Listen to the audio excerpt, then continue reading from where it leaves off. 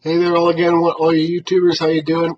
Um, so what I'm going to talk about this little video here is my recovery at home from the craniotomy surgery that I had and all my broken ribs and stuff like that. So I wasn't able to take care of myself at the moment, so I kind of moved into my dad's house. My mom's not here anymore, so kind of moved with my stepfather.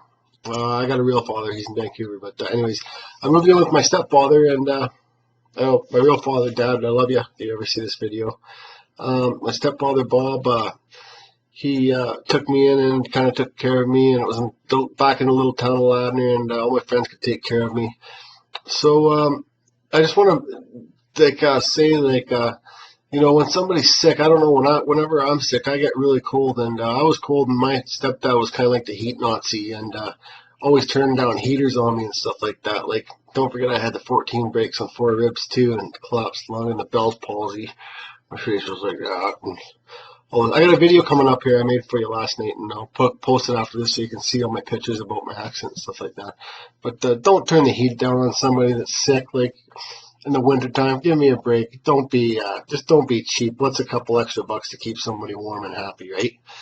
So anyways, I was dealing with my recovery. I kind of had the old man walker walk around town, and I know most people that saw me around town here kind of thought that I would turn into a handicap or something.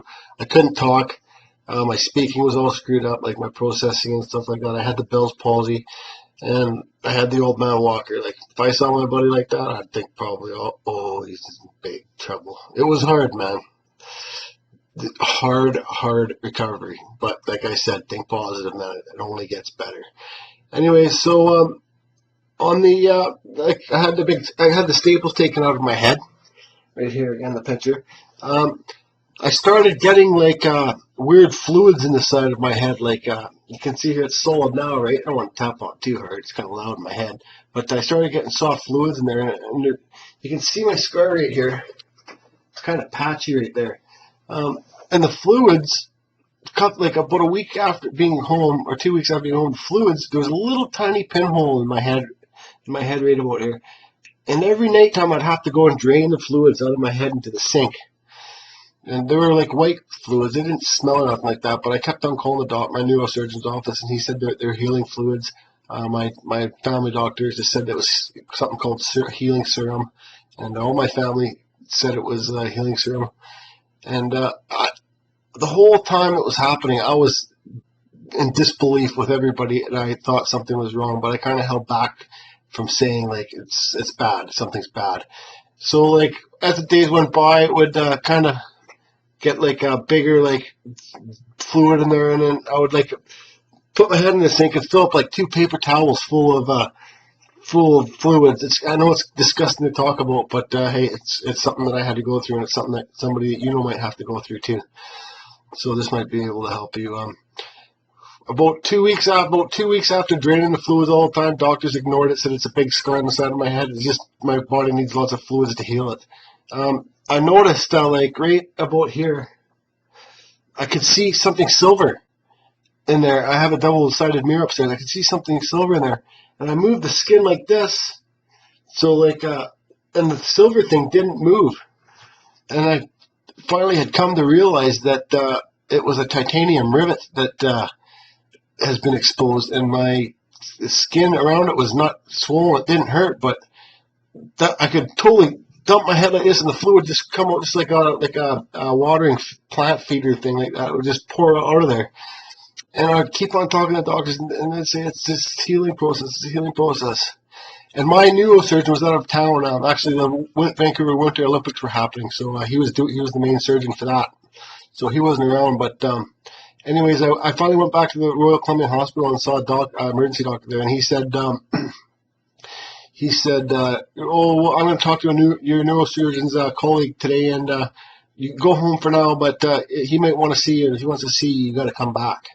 And at this point, I had a big bandage on the side of my head. I didn't want anybody seeing that the hole that you could see. I could see there was 2 holes at this point, and I could see the rivet. I could see my skull. Like, I love skulls. I collect skull, but I never thought that I'd be looking at my own. It was pretty cool, but it was pretty disturbing at the same time. So anyways, I went home.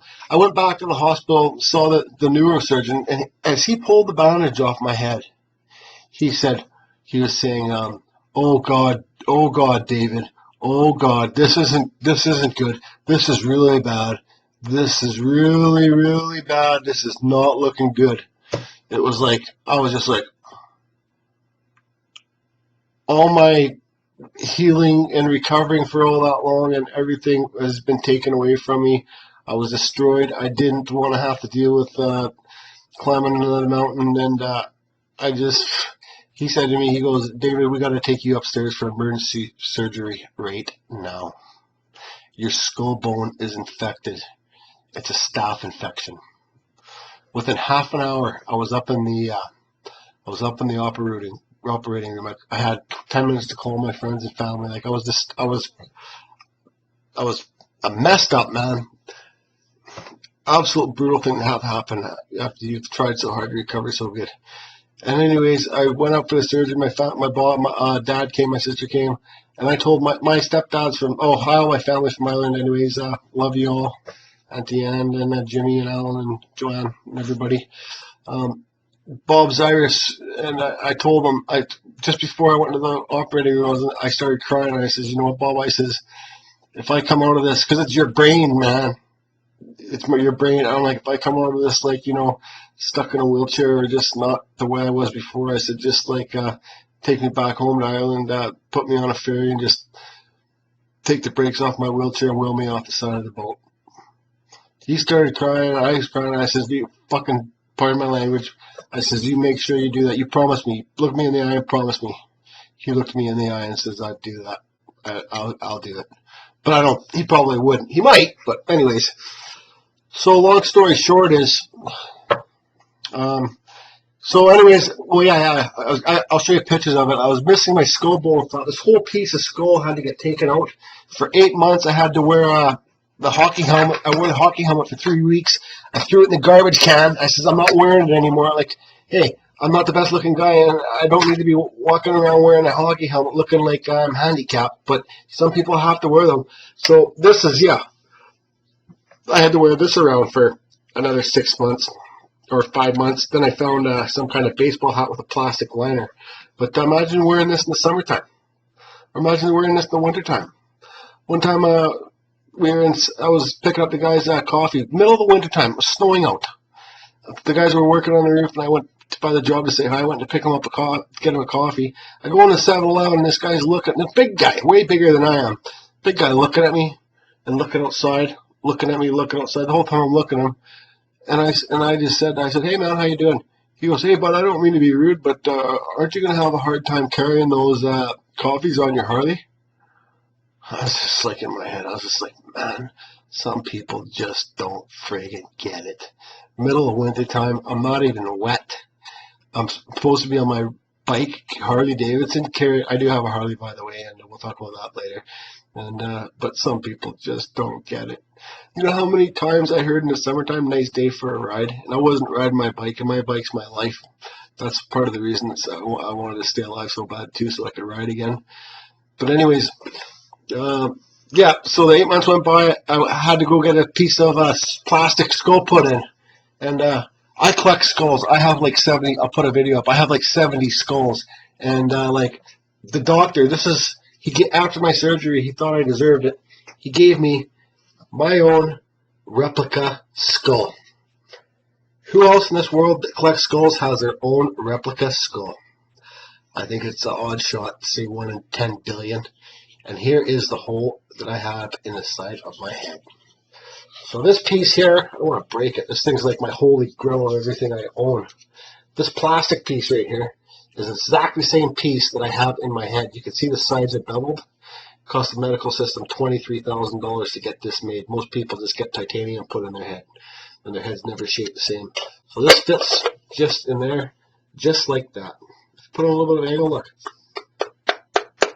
I could even probably take a punch in the head, it wouldn't wreck it, but no punches to the head for Jordy anymore. So anyways, look at that. Oops. That is the cat's ass. And we'll see you next video.